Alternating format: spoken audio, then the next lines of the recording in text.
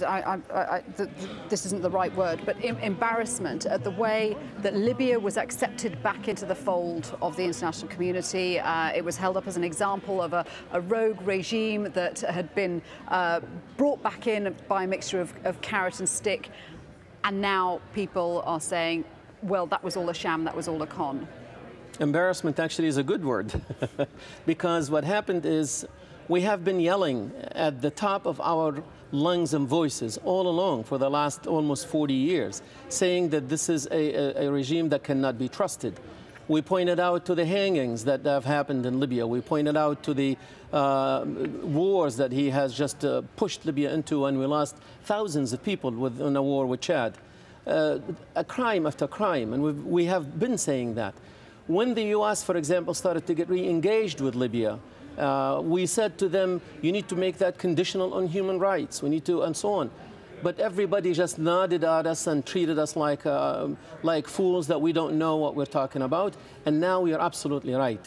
But now there was a vested interest, other foot, wasn't there? Because that regime benefited a great many companies, oil companies, arms companies. So companies like BP and yes. Eni. A lot of people benefited from his regime. So was there an unwillingness to recognise that actually Gaddafi had not changed?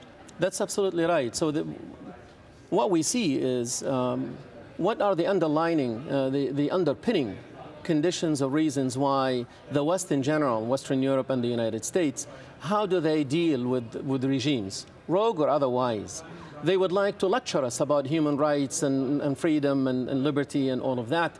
But at the end of the day, it is economic interests that drive their decisions. So today, they have an opportunity to redeem themselves yet again. And they are losing face and losing time day by day, hour by hour, as they let the killing continues in Libya. OK, Ibrahim, thank you for the moment. Thank you very much indeed for that. Now I'm joined on the line by Yasmin. She's a Libyan student living in the United Arab Emirates, but she has family in Libya, and she says that they've suffered at the hands of mercenaries there. Yasmin, thank you for joining us. Can you tell us what's happened to your family? Where are they? Thank you very much. My family are in Tripoli and in Benghazi at the moment. They're spread out between those two cities. And Benghazi has been taken over by the people. The army is now on the side of the people, so they're doing okay now. But Tripoli is just there's airplanes. They're attacking them. There's mercenaries that have been sent in, killing the people. African mercenaries were caught yesterday in the gang. And it's just an absolute massacre. It's an absolute murder that's going on at the moment. When was the last time you spoke to your family? Have you spoken to them today? Yes, I managed to get a hold of my cousin in Benghazi this morning. I haven't been able to get through to Tripoli at all today, and they haven't been either. They're very worried about the rest of our family over there. All the lines have been cut. The internet is completely disconnected. Nothing is going through at all. I managed to speak to some of my family in Benghazi this morning. They're the only people that have managed to get through to today at all. Now, as far as the armed mercenaries go, these are non-Libyan African mercenaries. Is that what you're saying, who've been shooting at people? Yes, that's correct. They've been coming in. They've been shooting doctors in hospitals. They've been destroying the supplies. They've just been attacking people. Financial incentive has led them to come into the country and to just open fire randomly on people that obviously they don't know. So this is what's going on at the moment. And what about the reports of aircraft being used to fire on demonstrators? We're being told that they're opening fire on ammunition dumps and the like. Have you seen any evidence of protesters being fired at? Yes, absolutely. I spoke to my cousin in Tripoli last night, which was the last time I was able to get a hold of her. And she said, as I was speaking to her, I could hear the airplane. She said the aircraft were traveling around and circling the city as we were speaking. And she said that there was an old lady that just walked out onto her balcony and was immediately shot at and died. And she didn't do anything. She didn't protest. She didn't even open her mouth, and she was shot immediately. People are very, very scared, and they're still out in the streets protesting because everybody's angry and they're fed up, and they want a change, and they don't want this guy to lead the country anymore, neither him or his sons. Nobody wants him anymore. They've been suffering 42 years in silence out of fear. And now they've had enough. They're angry. They're going to risk everything, their lives, absolutely everything, to get this guy out of the country.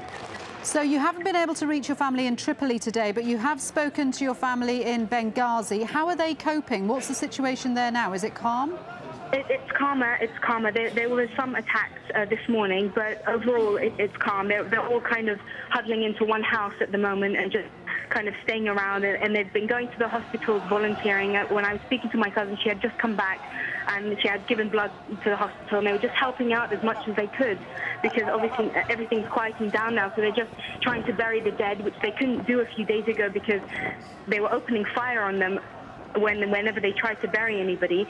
So they're just kind of trying to clean up their bodies and trying to bury everybody and just trying to set things in order as much as they can at the moment. Are your families protesting as well? Are they among the protesters? Yes, all protesting, and they were all thinking of moving into Tripoli to help all our family and everybody in Tripoli and all the Libyans in Tripoli. So at the moment they're just kind of debating what to do and what the best strategy is to do, because obviously they don't want to leave Benghazi and then find that they're being attacked from that side as well.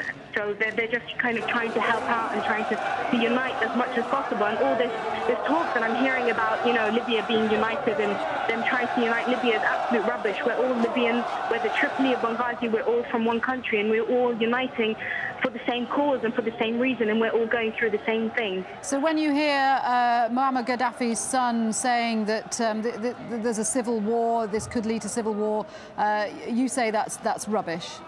Yes, it's absolute rubbish. He's threatening, and this is what they do. This is how they work, like father, like son. He was threatening the people. He's threatening us on TV, basically saying that he's going to take us all down if we don't stop, and that he's trying to come between the cities like they've done before, trying to say that we're enemies and the people outside Libya don't care about you, and they're all living in luxury and living happily in good education, and you're the one suffering. That's absolute rubbish. We've all been, the ones that are outside have all left our countries, are all living outside of our own countries in different cities.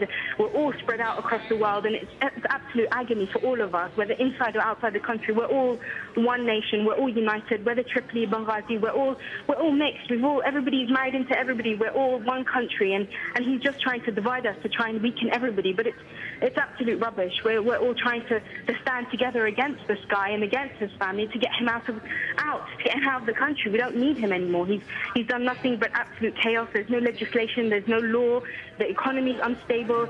It's an absolute disaster. Yasmin, it's very good to talk with you. I hope your family are safe there in Tripoli and Benghazi. Thank you very much indeed for joining us. Thank you so much. Thank you so much for listening. Thank you for your support.